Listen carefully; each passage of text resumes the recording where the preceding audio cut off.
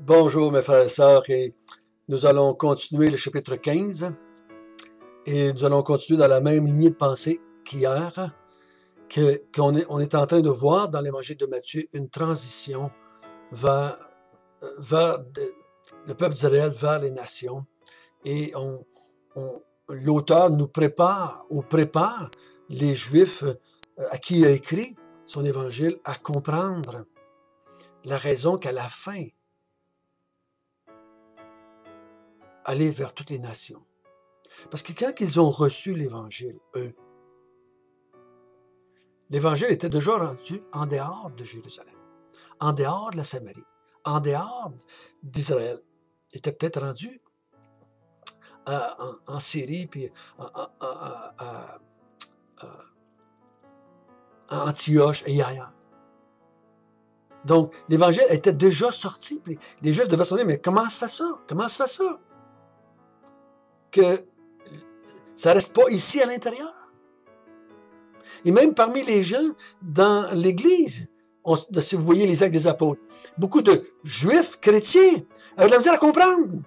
Puis ils voulaient arrêter Paul, puis ils voulaient changer les choses, ils voulaient judaïser, ils voulaient amener les non-juifs à judaïser. On avait de la misère à comprendre qu'elle est en dehors. Mais on va voir ce matin un petit peu. Ça commence à se tourner dans cette direction-là. Notre Père du ciel aide-nous à comprendre, encore une fois, tout ce qu'il était en train de faire et l'œuvre que tu vas accomplir à travers tes disciples qui vont atteindre toutes les nations du monde. Seigneur, aide-nous à voir comment tu réagis, toi, dans les différentes situations que tu as vécues pendant que tu es sur la terre. On ne veut pas savoir ce que les gens pensent de toi, mais on veut savoir, toi, comment tu as agi, qu'est-ce que tu as fait, qu'est-ce que tu as dit. Au nom de Jésus. Amen. Nous allons lire, si vous voulez bien, le texte dans Matthieu chapitre 15. On va lire du verset 21 jusqu'au verset 28. Jésus étant parti de là, se retira dans le territoire de Tyr et de Sidon. Et voici une femme cananéenne qui venait de ces contrées, lui cria, « Aie pitié de moi, Seigneur, fils de David. Ma fille est cruellement tourmentée par le démon. » Il ne lui répondit pas un mot. Et ses disciples s'approchèrent et lui dirent avec insistance, « Renvoie-la, car elle crie derrière nous. » Il répondit, « Je n'étais envoyé qu'aux brebis perdues de la maison d'Israël. » Mais elle vint se prosterner devant lui, disant, « Seigneur, secours-moi. » Il répondit, « Il n'est pas bien de prendre le pain des enfants et de le jeter aux petits chiens. » « Oui, Seigneur, dit-elle, mais les petits chiens mangent les miettes qui tombent de la table de leur maître. » Alors Jésus dit, « Femme, ta foi est grande, qu'il te soit fait comme tu veux. » Et à l'heure même, sa fille fut guérie.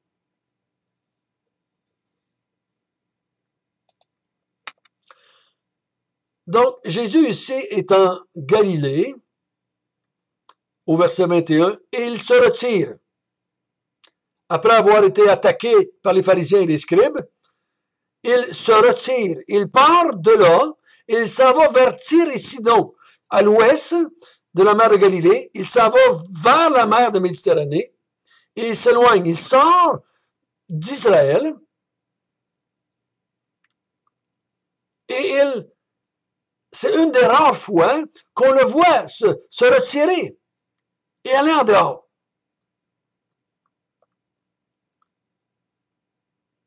Et là, arrive une femme cananéenne. C'est pas une juive. Elle arrive et elle se met à crier. Et on ne sait pas d'où est-ce qu'elle sort. On ne sait pas ce qu'elle a ramassé ça. Comment est-ce qu'elle a été mise, comment est-ce qu'elle a pu faire pour savoir cela? Mais sa théologie, elle est parfaite. Aie pitié de moi. Donc, elle admet qu'elle ne mérite pas. On n'implore pas la pitié quand on peut commander, quand on peut exiger, quand on peut que quelqu'un nous doit quelque chose. On lui dit, donne-moi ce qui me revient. Mais quand on dit, aie pitié de moi, on admet par là qu'on ne mérite pas. Et elle dit,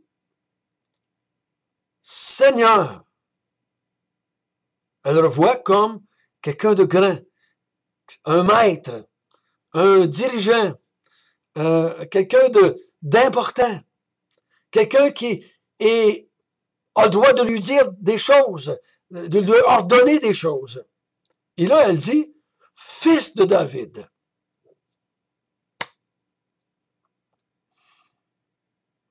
Et elle emploie un terme messianique. D'où est-ce qu'elle tient ça? On pourrait essayer de se creuser les méninges, puis avoir toutes sortes de suggestions, mais le texte ne nous en parle pas. Mais sa théologie est parfaite. Aie pitié de moi, Seigneur, fils de David, Messie, Seigneur de ma vie, aie pitié de moi. Et elle demande à Jésus, ma fille est tourmentée par le démon.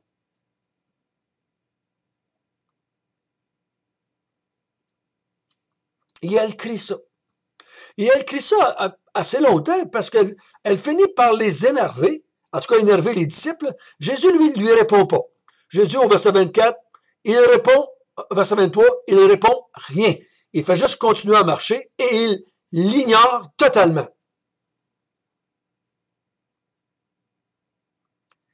Et après un certain temps, les disciples s'approchent et disent, Seigneur, faites quoi? Hein? Faites quoi? Elle nous énerve au bout. Traduction François. Renvoie-la. Dis-y qu'elle s'en aille. Dis-y qu'elle débarrasse le plancher. Parce qu'elle crie derrière nous. Est-ce que les disciples, ça les fait juste les tanner? Ou avaient-ils peur de la réaction de ces non-juifs-là? Parce que l'harmonie n'était pas très grande entre les deux places. C'est tout ça. En tout cas, peu importe. Mais ils veulent qu'elle s'en aille. Finalement, Jésus arrête et il dit à ses disciples et à la femme, au verset, on n'est pas sûr, au verset 26, il répondit aux sept disciples. Il répondit, je n'étais envoyé qu'aux brebis perdues de la maison d'Israël. Est-ce qu'il s'adresse à la femme? Est-ce qu'il s'est tourné vers la femme quand il lui parle? Après l'instance des disciples, ou est-ce qu'il visualise les disciples? Probablement qu'il est tourné un peu vers la femme, mais en tout cas, finalement, la femme réagit. Et je n'étais envoyé qu'aux brebis perdues de la maison d'Israël. Il dit, pour maintenant, pour mon 3 ans ici de ministère, je vais me confondre seulement qu'en Israël. Je vais rester seulement qu'en Israël. Je vais interpeller les enfants d'Israël. Je vais appeler à la repentance et à la foi les enfants d'Israël. Il dit bien les brebis perdues d'Israël. Israël est perdu. Israël est égaré. Israël est sans berger. Israël est abattu et découragé. Israël a un cœur pourri. Israël est plein de traditions et d'enseignements d'hommes. Je suis venu pour Israël. C'est le but d'accomplir les prophéties. Le Messie venait pour Israël. Premièrement.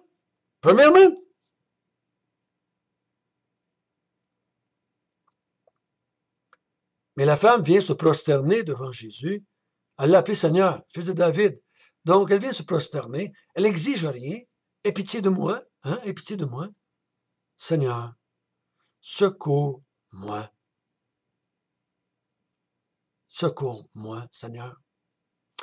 Elle répondit au verset 26, il n'est pas bien de prendre le pain des enfants et de le jeter aux petits chiens. Wouhou! Avec tous les droits civils qu'il y a aujourd'hui, il y en a qui n'aimeraient pas ça. Hein? un homme, imaginez-vous la scène, sur la Sainte-Catherine à Montréal, un homme, une femme, face contre terre, prosternés devant Jésus, aie pitié de moi. Et Jésus lui dit, ce que tu demandes, c'est pas bon que je te le donne. Je vais le donner aux enfants d'Israël. Je ne vais pas le donner aux petits chiens que tu es.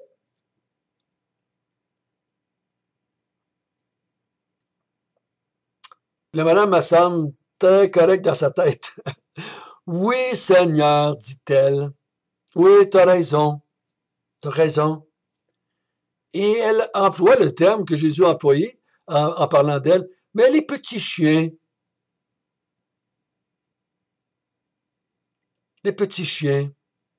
mangent les miettes qui tombent de la table de leur maître. Seigneur, ce que je te demande, est-ce qu'elle compare ça? Est-ce que j'ai le droit de comparer ça, les miettes avec l'enseignement de Jésus, les miettes avec les... Ce que je te demande là, de guérir ma fille, de chasser le démon, c'est juste une miette en comparaison avec tout ce que tu vas faire? Peut-être. Mais madame, elle est consciente. Ce qu'elle demande, c'est très petit en comparaison avec ce que Jésus est venu faire, lui, le fils de David. Et Jésus lui répond, « Femme, ta foi est grande.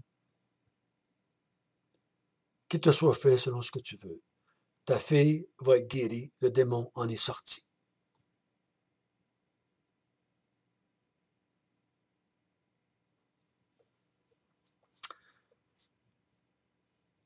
Encore une fois, il est important de comprendre ici, dans le contexte de Matthieu, Jésus est le Messie, le roi des Juifs, qui devait venir.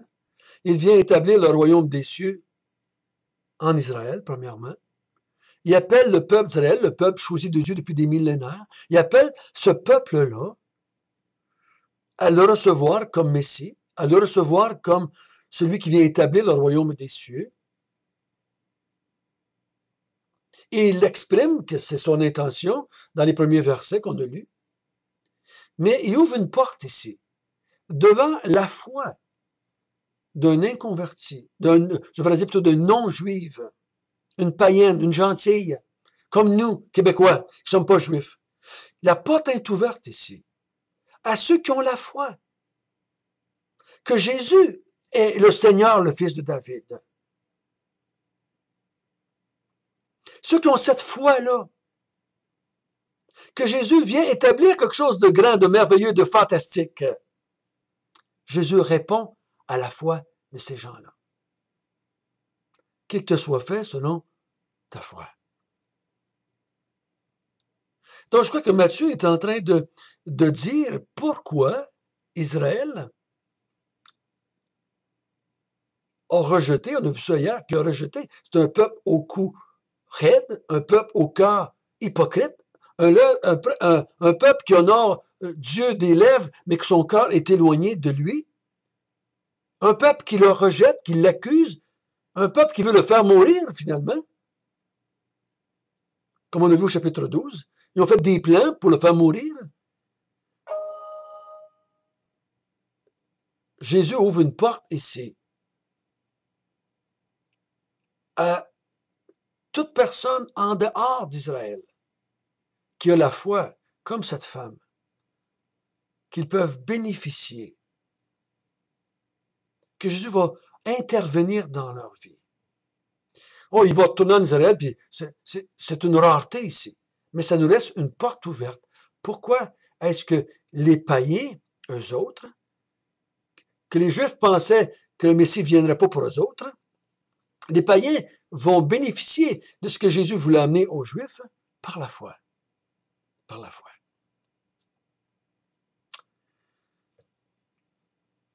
Petite séquence de quelques instants, quelques heures. Comment ça s'appliquait, on ne sait pas, mais quelques heures. Ça nous en dit beaucoup, n'est-ce pas? Jésus pouvait reconnaître hier l'hypocrisie des Juifs avec leur tradition, avec leur enseignement d'homme. Mais il est capable de discerner la foi de cette femme. La foi de cette femme. Les pharisiens et les scribes l'ont appelé rabbin, Seigneur. Ils ont toutes sortes de noms. Mais Jésus pouvait voir chez cette femme la foi. Ceux qui reconnaissent Jésus comme Seigneur et Fils de Dieu et qui approchent le Seigneur, fait « Aie pitié de moi, aie pitié de moi ». Ce même Jésus-là, aujourd'hui, intervient dans la vie de ceux qui crient à lui aussi, qu'ils soient de peu importe de quelle nation ils soient, et va répondre à leur foi.